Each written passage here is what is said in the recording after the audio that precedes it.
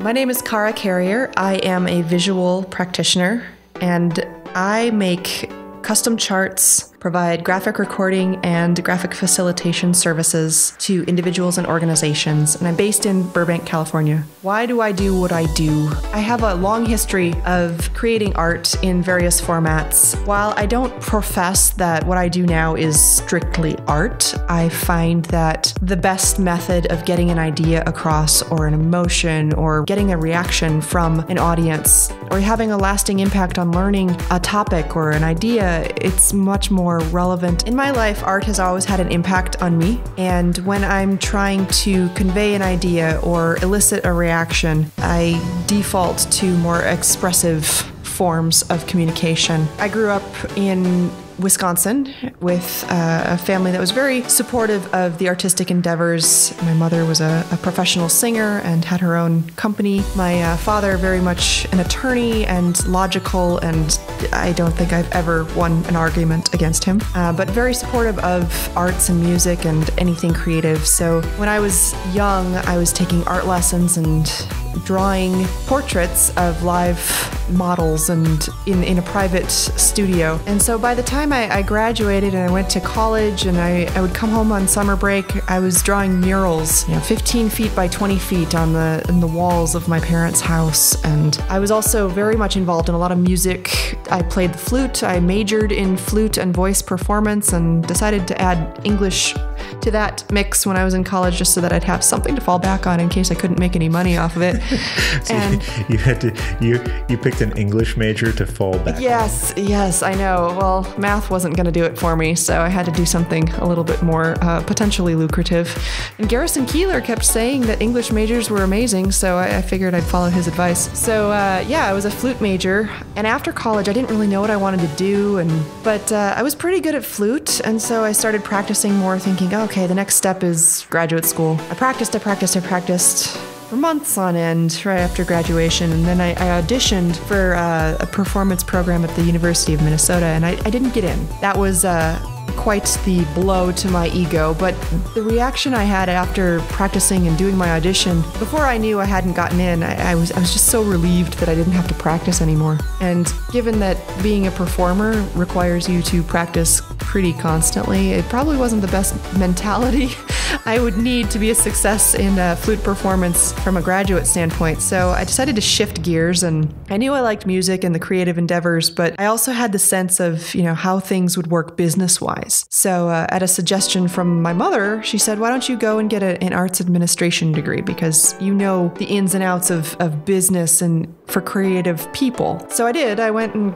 got a master's degree in arts administration and was thrilled to graduate in a couple years after that, and got into while I was interviewing for arts administration jobs, I was temping at the same time at a leadership development company, and I didn't really know what I wanted to do. I was kind of intrigued by what they did, but eventually they needed an executive assistant, and the stuff I was trying to interview for music and performance and management wasn't coming through. And so I said, okay, I'll take that offer and just do that for a little while. And I ended up loving it. Leadership development was something that I'd never thought of as a career, and I found that the tools we were using, the impact we were having with people was really inspiring, and I started using the tools myself to figure out what I wanted to do next and how I wanted to grow, and really focused my own growth and development along those lines.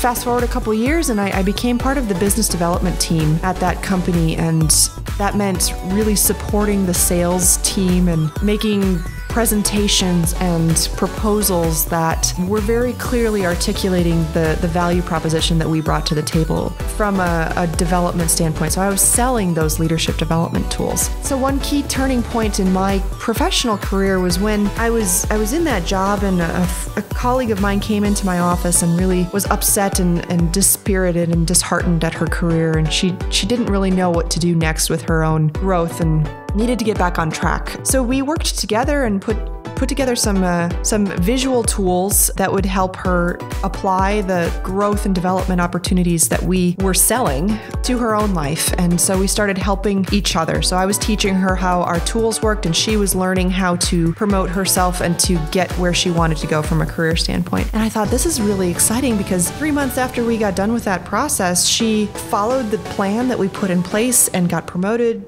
went to a different business line. I checked recently, and 4.5 years later, she's been promoted 2 more times since then. She looks like she's really killing it over there and really having a great time. And I was really excited to get her on track and to help her grow that way. So I looked into who was doing this type of work, and everybody around me that I was working with had an MBA. So I decided, I'll just quit my job, I'll get an MBA and come back to the consulting world and help people grow and develop. So I got my MBA. I decided to do that as efficiently as possible. And if you know me, I go headlong and straight forward at speed at anything I do. I got my MBA in 1 year, did an international program, and really buckled down and did it full time with the intent of helping people grow and develop. When I got done with that, I decided that the people who were doing that in-house without the crazy travel schedule of consultants were people in HR. So I looked around and tried to find a place that would hire somebody without direct HR experience in the past, take a chance on me and help me to learn that whole system. And I found a couple different places, and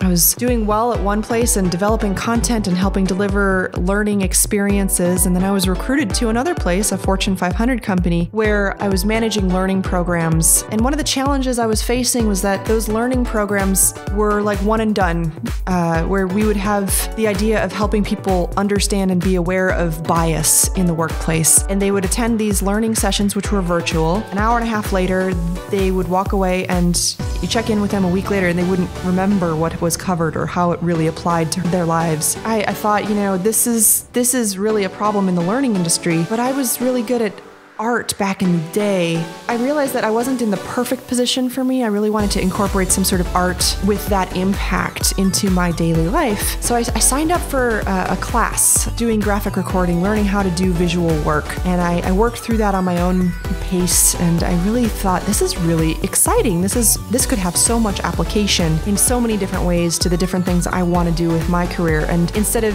coming at development from a company perspective, like a corporate perspective, I could come at it from an individual perspective and really help people move toward goals, both shared or individual. After I completed my visual course, I looked back at where I had impact with visuals in the past with my individual coaching back at the leadership development company. And I thought, gosh, this could translate really well into group work. And how can I draw upon that experience and apply it to a larger format, which is where the birth of my visual practice came from. How can I use visuals to help have impact? And it's not art in the artist sense, the pure art sense, but using artistic values and experiences and images in conjunction with learning and ideas and groups and processes is really fascinating to me. I like the idea of having those turning points in my career where I was rejected from flute performance school and made a pivot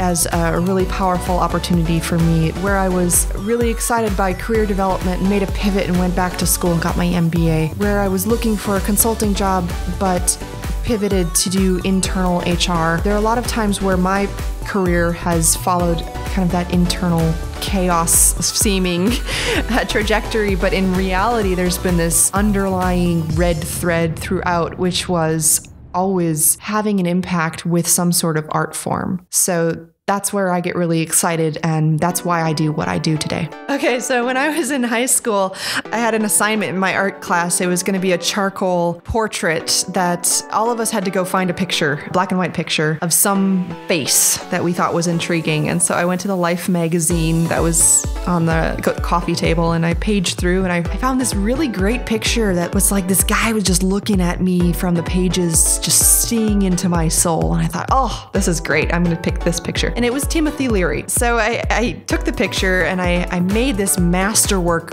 charcoal portrait, large scale, 3 by 4 feet in size. And when I was done, I was so proud of it. And shame on me, I should have read the blurb about Timothy Leary before I started this particular project. And I brought it home and I unrolled it to my parents. And my mom, of course, is my biggest cheerleader. She's saying, "Oh, this is beautiful. It's wonderful. Let's get it framed." And my dad is saying, "That will never hang publicly. Good job on the picture, but that's Timothy Leary. We're not having him up in our living room." And I didn't realize why.